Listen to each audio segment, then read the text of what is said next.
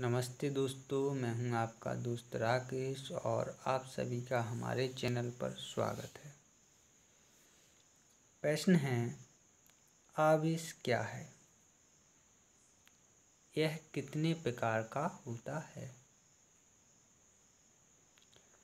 उत्तर है, किसी पदार्थ का वह गुण जिसके कारण वह विद्युत एवं चुंबकीय प्रभावों को उत्पन्न करता है या इसका अनुभव करता है, आवेश कहलाता है।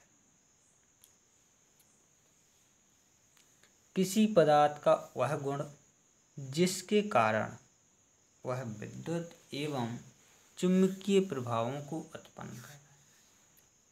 किसी पदार्थ का वह गुण जिसके कारण वह विद्युत एवं चुंबकीय प्रभावों को उत्पन्न करता है या इसका अनुभव करता है, क्या कहलाता है? आवेश कहलाता है।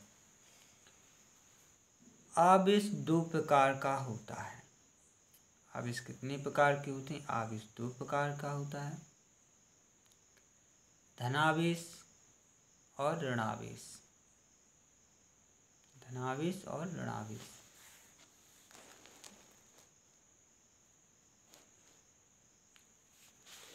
सबसे पहले देखते हैं धनावेश। जब किसी वस्तु पर अवस्था की अपेक्षा जब किसी वस्तु पर अवस्था की अपेक्षा इलेक्ट्रॉनों की कमी होती, क्या होती? इलेक्ट्रॉनों की कमी होती है, तो उसे धनावेश कहते हैं। तो उसे क्या कहते हैं? उसे धनावेश कहते हैं। उदाहरण है, जब कांच की छड़ को रेशम से रगड़ा जाता है, किससे रगड़ा जाता है? रेशम से रगड़ा जाता है, तो कांच की छड़ में जिस प्रकार का आवेश उत्पन्न होता है उसे धनावेश कहते हैं। जब एक कांच की छड़ को रेशम से रगड़ा जाता है तो वह कांच की छड़ में जिस प्रकार का आवेश उत्पन्न होता है उसे क्या कहते हैं? धनावेश कहते हैं।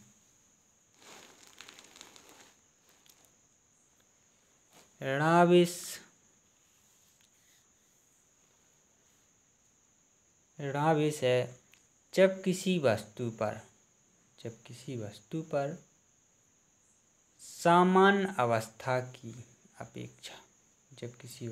सामान्य अवस्था की अपेक्षा इलेक्ट्रॉनों की अधिकता हो जाती, क्या हो जाती? इलेक्ट्रॉनों की अधिकता हो जाती है, तो उसे क्या कहते हैं? तो उसे ऋणावेश कहते हैं। तो उसे क्या कहते हैं? उसे ऋणावेश कहते हैं।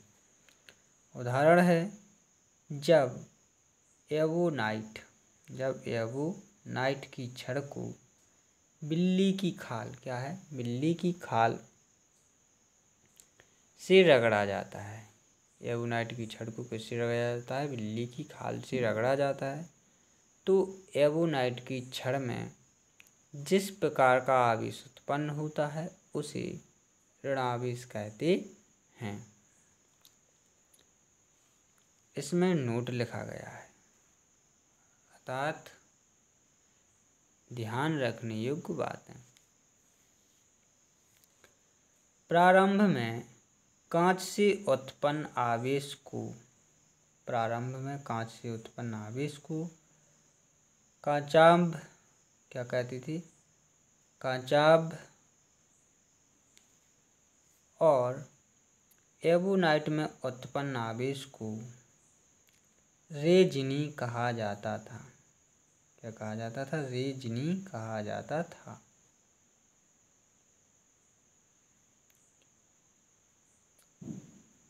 दूसरा है, धनावेश और ऋणावेश का नामकरण वैज्ञानिक सर बेंजामिन फ्रैंकलिन ने दिया था।